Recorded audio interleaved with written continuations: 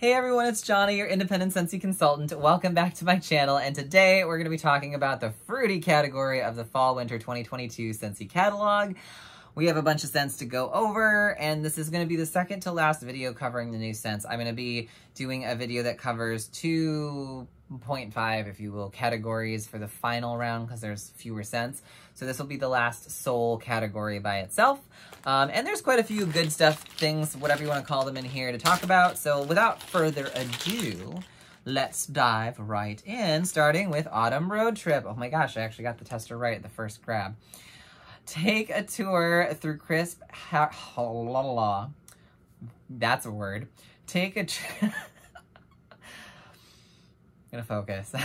It's one of those days. Take a tour through crisp harvest apple, just picked Anjou pear, and a forest of towering silver oak. There we go, we can talk. This is a beautiful scent. It is fresh, it is fruity. There are other scents like Harvest Blessing, First Day of Fall, and whatever else that are more spice leaning. This is fruity leaning. So if you were looking for autumnal fruits with a woody undertone, this is the scent that you want to find. You do get this like golden, sunshiny harvest apple. The pear is there, but it's more giving like a juiciness and a freshness and a fruitiness more than it is, I would say, it's like really a pear scent at all. And silver oak is just a softer, in my opinion. I mean, I don't really know because I don't go like smelling trees all day, but it's a not so heavy earthen oak scent. So some of like just the standard oak tree sort of scents tend to be very earthy, very heavy. This is very light in that sense. It balances out the fruitiness, but it doesn't like detract in any sense of the word. So Autumn Road Trip gets my vote. All right, next we have Berry Blessed, which personally, soft vanilla and cranberry sprinkled with sparkling sugar is pure bliss. So let's talk about this. I don't like this scent. So, there we go. There's the talk. End of discussion. You do get the soft vanilla. You know what it is? It's the cranberry in there that drives me nuts. So it is cranberry. It is sparkling sugar. It's a sweet cranberry vanilla scent, which it works. I actually don't dislike it as much as I thought I did. I'm pretty sure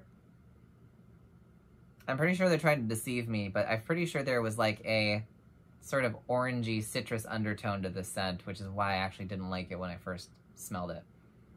And I feel like it's still hidden under there, even if it's not in the description. There is like some sort of orange undertone to this, some sort of citrus undertone on top of that, because cranberry and vanilla wouldn't do that to me. Yeah, there is an orange citrus note underneath all of this cranberry, sparkling sugar, vanilla nonsense. It's a good scent. I personally am not fond of it because of that. I think it's not a fruity scent. I mean, it is, but I feel like it's more bakery adjacent fruity than just straight up fruity. And that's probably one of the bigger reasons why I'm not fond of it. But that citrus note underneath the cranberry just doesn't really do it for me. Anyways, so that's Berry Blessed. Does not get my particular seal of approval, but that's just me. I know that a lot of people like it, so. Next up is Black Currant and Plum, which I don't know where it went. There it is. Straight and staring right at it. Dark plum and wild black currant embolden sweet apple for a temptation you won't want to resist. This is a new release scent for this fall. This is like, the best way I can describe this is a less grapefruit aquatic version of Aussie plum. So if you liked that, or you missed that, and you wanted a deeper, less grapefruit citrus or a citrusy fresh variant on that plum, this is the one that you want. It's not hyper black currant. You do get a lot more of the dark plum and the apple kind of rounding through it.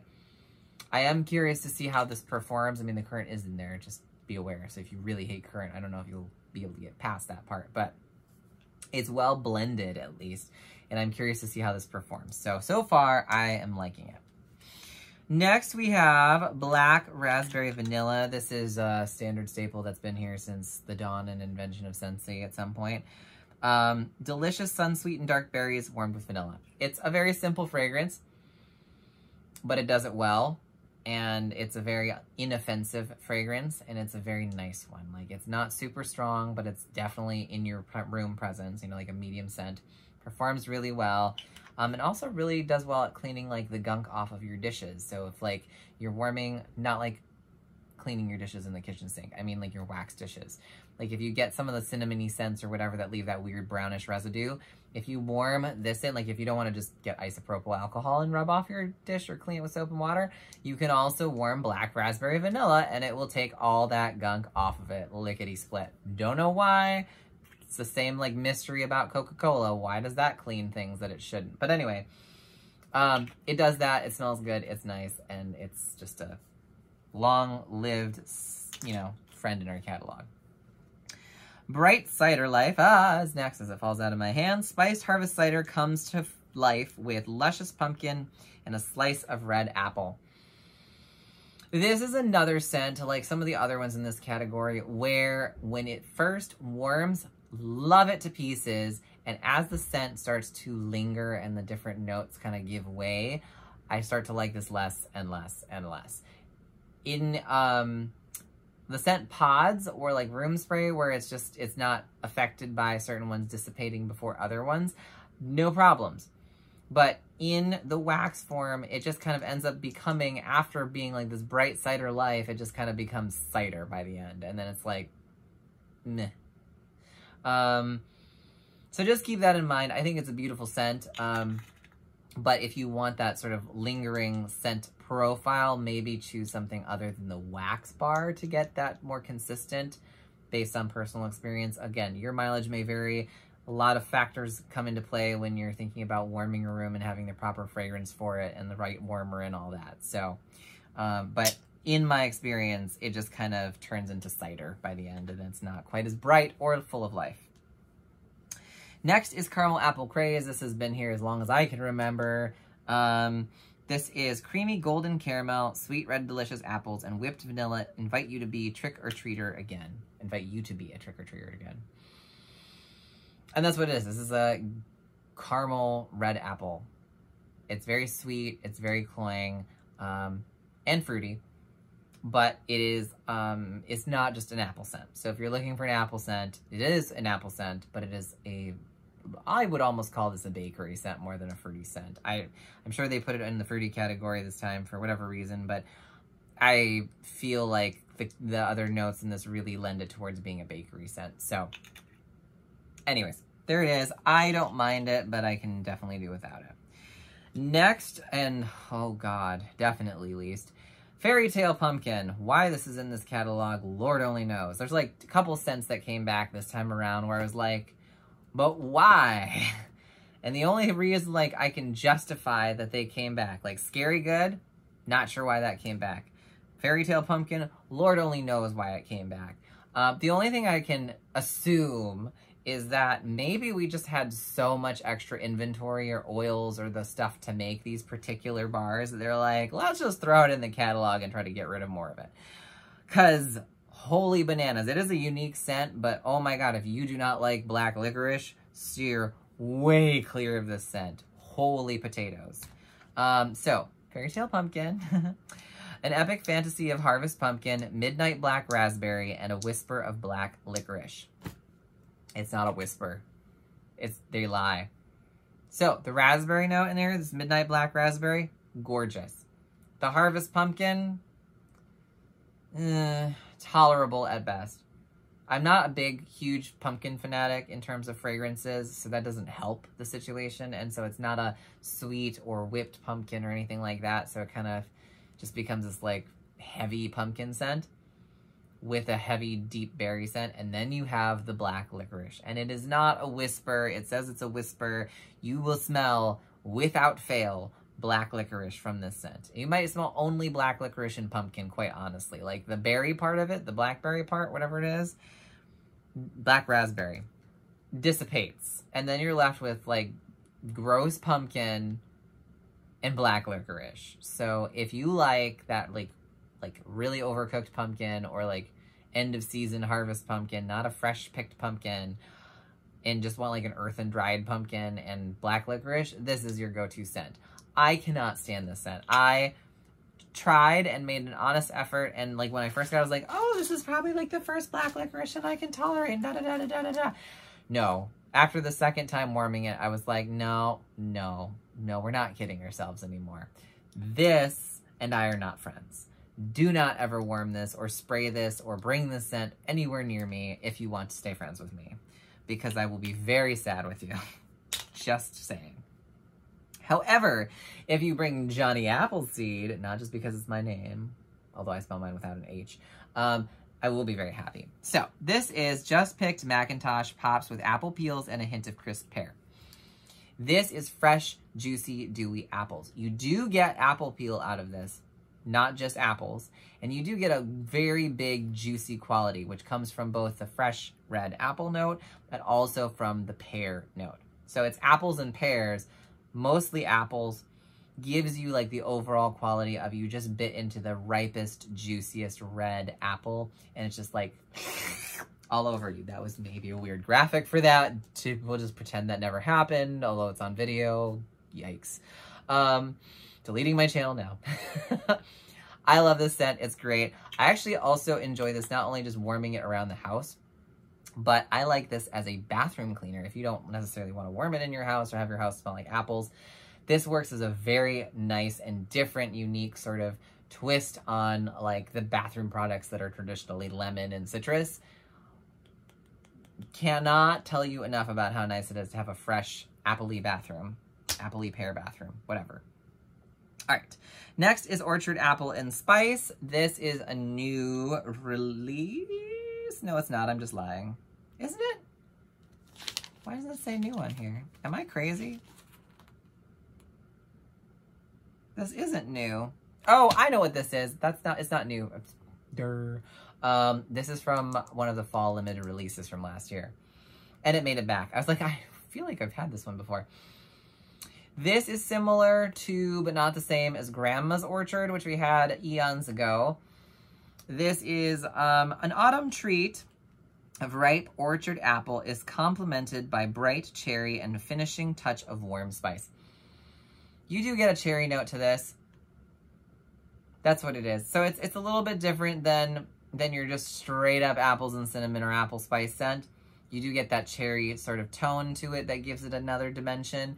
I do appreciate that, but beyond it, it's just another apple spice scent. I don't think it's necessarily a bad scent by any means, but it's kind of just forgettable-ish.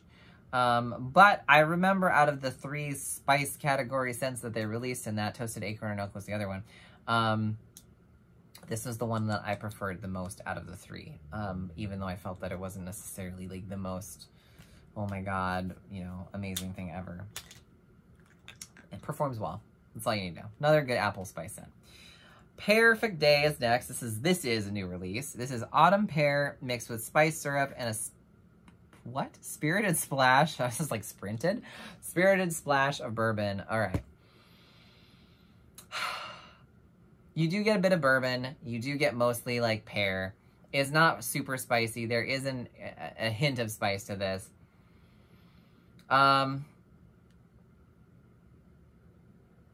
Yeah, I think this could go in the spice category.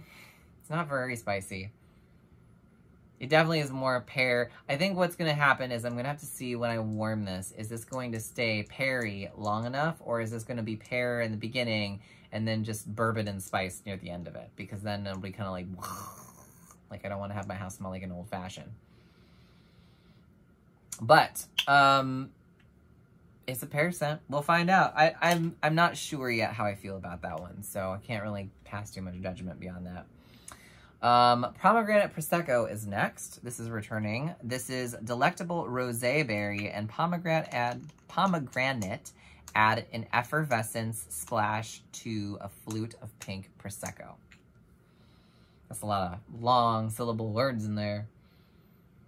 Okay, so this is a Prosecco scent. It is not a sparkling, fizzy Prosecco. So if you're looking for that bubbly effervescence from something like We're All Mad Here or Cherry Limeade or one of our other scents that has that sort of like Be Fabulous even, has like a sparkling effervescence, you don't get that here. It is just like flat Prosecco in that sense.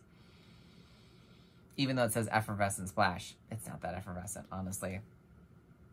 You do get the rosé berry tart, slightly bitterness. You do get the tartness of the pomegranate. I think it is a good scent, but it leaves a bit to be desired. At least when I wormed it, I didn't get this whole effervescent sparkling thing.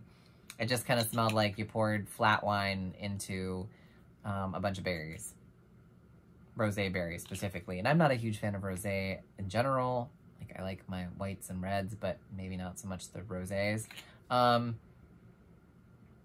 Yeah, if you like rosés, I think you'd like it. But I'm not a particularly, like, diehard fan of that one. Next, we have Scarlet Sunflower. This one, however, ding, ding, ding, gets so many prizes. This is juicy apple and a hint of red cranberry are brightened by a scarlet sunflower turning to the sun. Oh my goodness, this scent is in my club and forever will it stay there. You get that warm golden sunshine. You get an apple tone that is distinctly a juicy apple. Not necessarily a red apple, but like a golden sweet apple.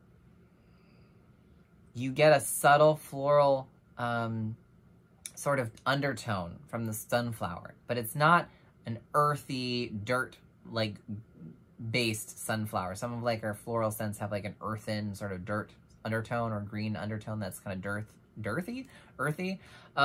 Not from this. This is like that beautiful golden sunshine across the field. The leaves are kind of starting to turn color.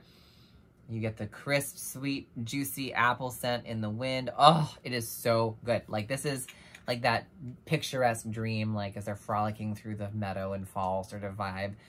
That's kind of what this scent is. It is delightful. And it performs quite well. And it's not like a super soft scent. It doesn't have the staying power long-term that's I would prefer.